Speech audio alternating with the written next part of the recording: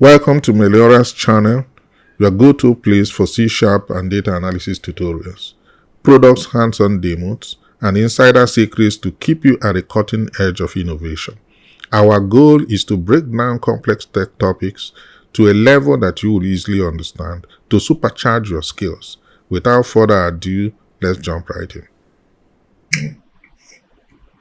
Okay, so welcome to my channel once more. So please, we will continue from where we stopped and the last video. So the last video we stopped at, we've been able to do the create in the CRUD. We've been able to do the update. We've been able to do the delete. So what is left now actually is the read. So the read is what we will try to focus on now to do it. And as you can see actually in this set of codes, you can see the read click handler here. It is still empty, whereas the rest of the handlers are already filled up. So in this video, we will try to put in the code that will then drive the functionality for read. So essentially, the read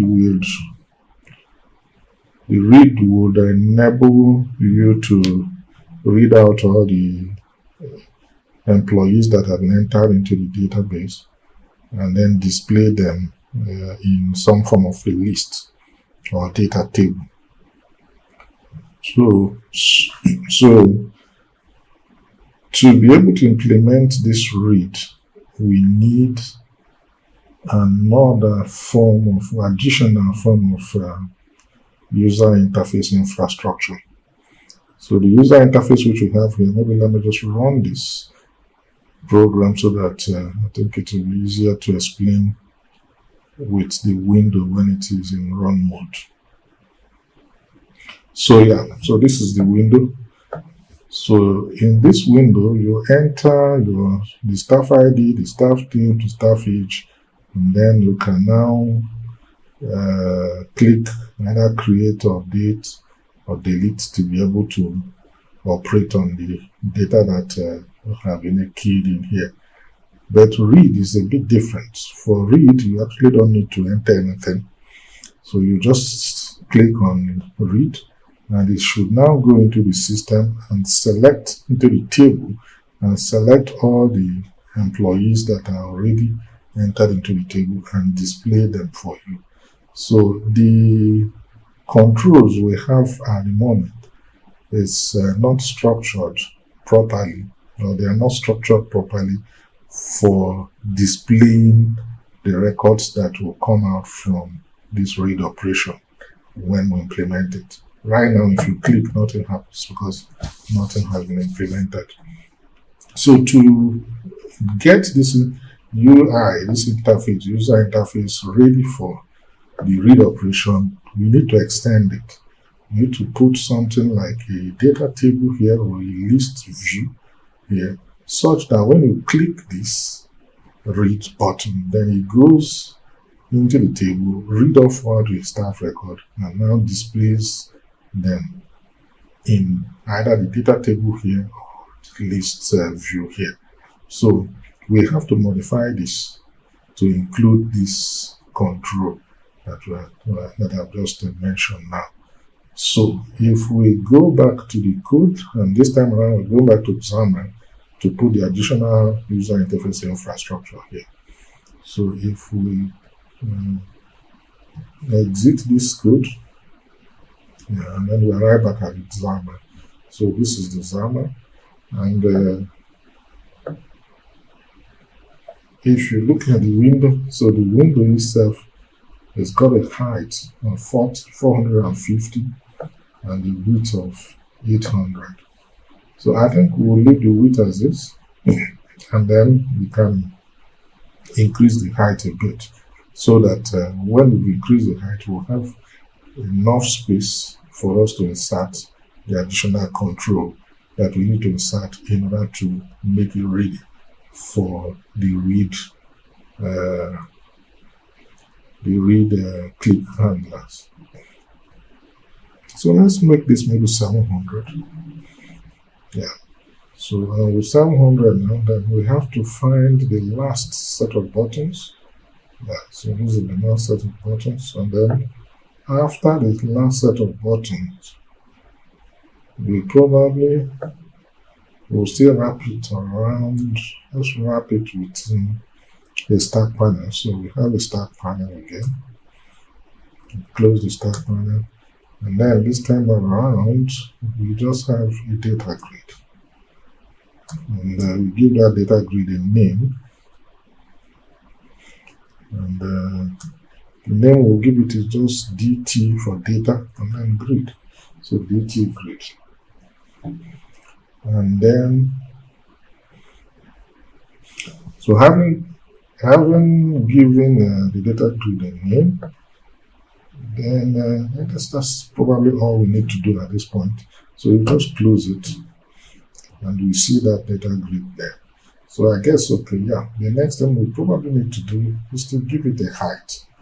So we just do a height parameter there. So I think I picked some other items. So we want to give it a height parameter.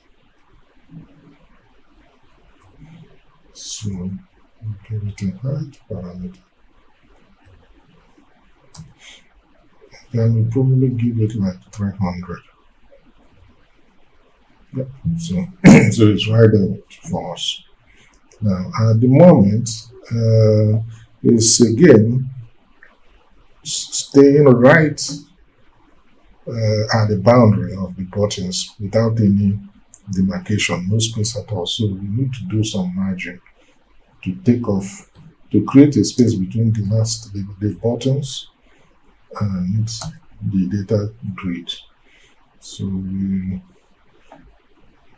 this will probably, yeah, I think we should do the 000, and then we now choose the one that takes it down. Yes, on this one. This is this. Yep. So I'll do this. Moves it slightly down. So there's now a little space here between the data grid and the buttons. So which is good. So now you have a data grid, and the data grid is going to host the records that will be read off from the table after you've clicked the read button.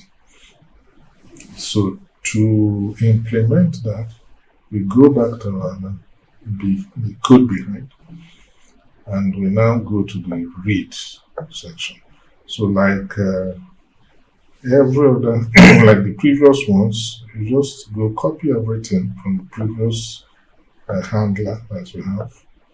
So if you copy everything from this previous handler, and then you paste it in the handler for read, and then we'll now start to make changes. Now, you don't need this logic because you're not entering anything this time around. So once you click read, it's going to ignore whatever is there on the control elements, the text boxes, and just execute the relevant codes that you should execute. So because of that, you set up the query, you set up the connection string, and then we make a call to, I think we just call it read employee. So it's just read employee, or let me even say employees because it's going to read many of them. The red wiggly line comes back as expected. So I just go to the light bulb and then generate that method for me, and the red wiggly line disappears. So now I need to go and copy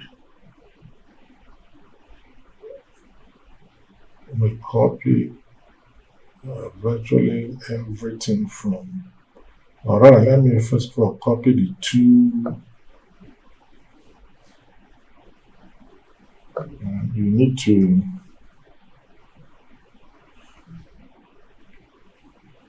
to set up the connection object and then the command object.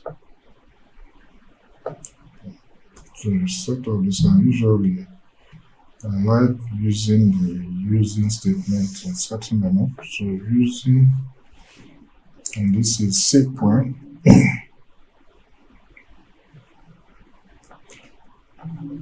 So you use the using statement to set them up.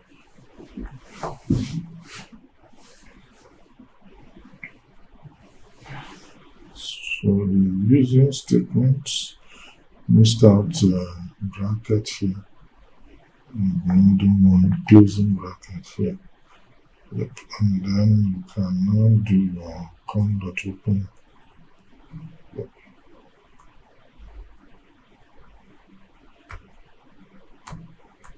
Yep.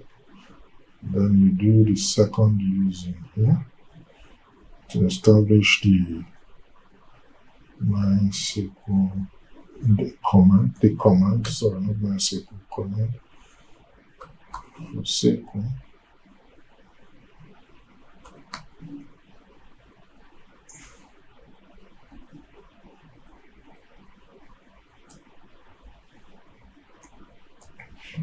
And then you now kickstart your try catch block.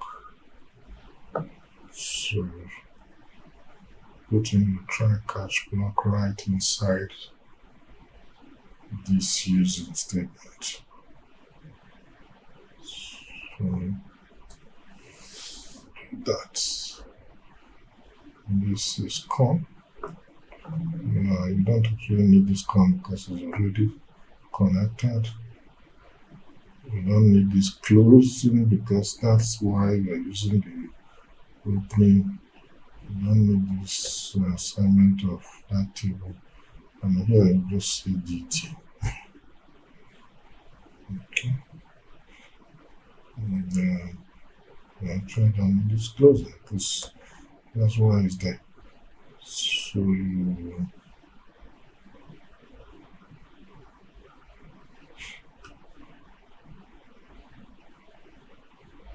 say show search box dot show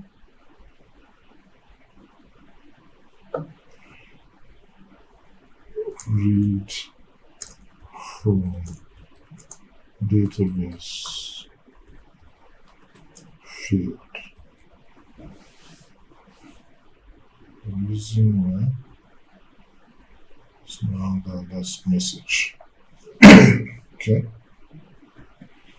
so with this we are pretty much ready actually now to execute this thing and have pretty much high level of confidence this will run without problems. Yep, this will run without problems at all. So let's go through the code before we try to run it. So we set up the connection infrastructure. So we have the query, but the query here is saying update because we copied it from the update. So that's wrong. So the query is a select query. So it is now a select star from table, and that's it basically. We don't need any other thing here. So you're saying to select everything, all the columns in that table. So the connection string is the same. So the query and connection string is there, passed on to this method, query and connection string. and with the connection string information, the connection object is established, and then you open the connection, and then also using the SQL command class, the command object is established, and then you instantiate the data table and read from the table and use the content of that read operation to load data into the data table. And once you loaded the data table, then we assign that data table to the data in that data table to the data grid as the item source for the data grid, and that data should be displayed in the data grid. So that's looking okay. Looking okay. So let's try and run this and see what we get. So if I run it now,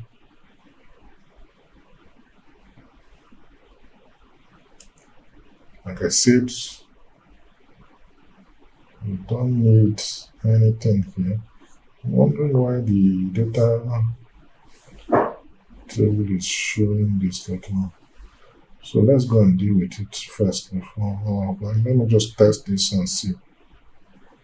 Yeah, so it's going to have a problem. Connection was successfully established with the server, but then an error occurred during the login process. Okay, but let's address that problem first before I look at this issue. So let's address this problem first before I look at this issue. So now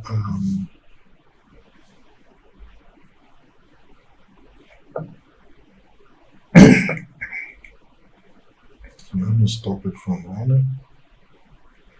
Take it back. So now that it's been stopped from running,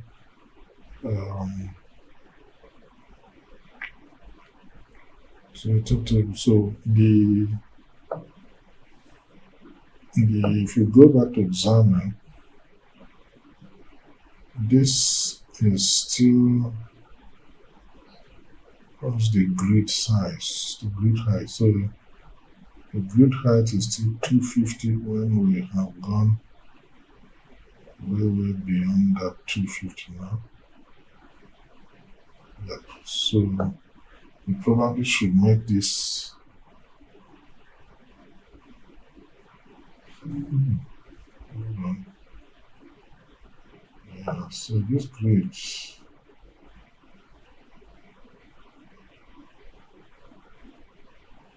yeah, so I think this data grid needs to come out from inside the grid.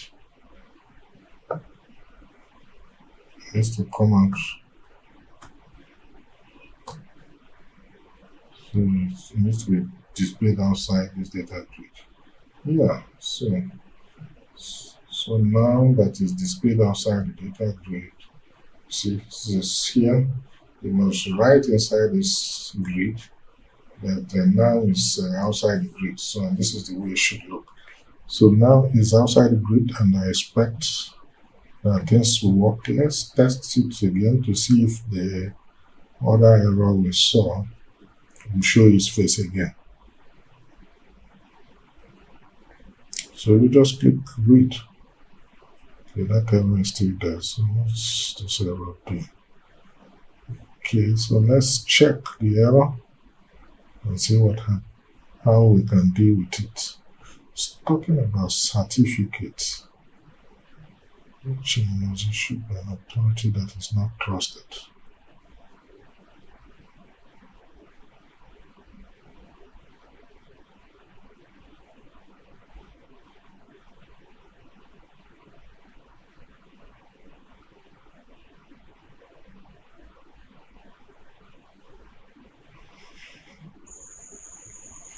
Okay, so I've tried to sort out the certificate issue that I was having. So I've set the certificate to trusted. So just to show you what I have done to sort out the certificate issue, I went to the connection string, and then for each of the connection string I've now included trusted server certificate equals true. This is what I have added that has addressed the certificate issue that I was just having. So now if I run the program now, we should be able to set up a data table below where if you now click on the read, it goes to read out the records from the table and it displays it on the data table. So now we can just try the rest of the applications for convenience sake. So if you want to add a new one, you can now add a new one like Stone Hill Cosmos. And once you have that, let the age be like 56. So you can now create this. And if you create it successfully. So now if you click read, you're supposed to see that here now. So you click read, and then you see it the Stone Hill here. That's number 13. So if you want to change anything, so you want to change the age of Stone Hill is not 56, it's like 60. So if you think you made an error there, then you can now just put 13 here, and then we change that age to 60, and you can now do an update, and you see that it has updated successfully. And when you do read, you see that it changes to 60. So if you want to delete it completely, so that you want to delete this one, all that is required is this for deletion. So even though these are fields, they will not be used. So you just say delete, and it deletes the record automatically for you. And when you read it, you will notice that this Stone Hill Cosmos is no longer there anymore. And that's it, it has disappeared from there. So now the entire operation appears to be working. So the create is running, the read is working, the update is working, the delete is working. So essentially the CRUD operations, they are all working perfectly well. So, and that to a large extent brings us to the end of the core of the session. We will do one more video, but that video would handle just embellishments or the things that I call finalization of the application. For instance, when the application started, it was something like this. We want each time it starts, let it be properly positioned and at the center of the screen, or even to be maximized to fill up the screen like this. So we want to set it such that once it runs, that's the way it's going to come out. That's number one. Number two is we need to at least make it look a bit neater. Use certain colors as background, or use certain colors as foreground. And most importantly, style these text boxes and text blocks to look appealing in the eyes, and you'll find a way, in so doing, you'll understand how you can actually, in just one place, style the entire sort of application.